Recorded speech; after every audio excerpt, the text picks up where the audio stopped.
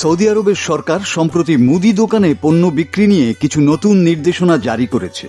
দেশটির পৌরসভা ও আবাসন মন্ত্রণালয় এ নিষেধাজ্ঞা দিয়েছে।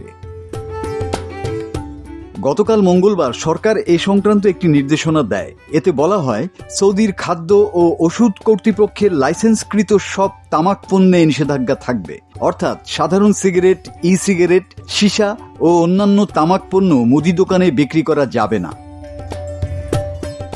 এছাড়া যেসব জায়গায় তামাক পণ্য বিক্রির অনুমতি রয়েছে সেখানে এগুলো প্রদর্শন করা যাবে না। দোকানিকে এসব পণ্য ভেতরে রাখতে হবে। যাদের বয়স 18 হয়নি তারা তামাক পণ্য কিনতে পারবেন না। দোকানি চাইলে বয়স যাচাই করতে পারবেন।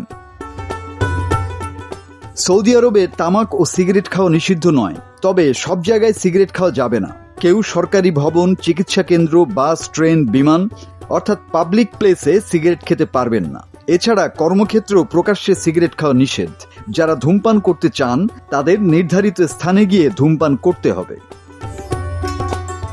মাসুদ হাসান, বাংলা টিভি।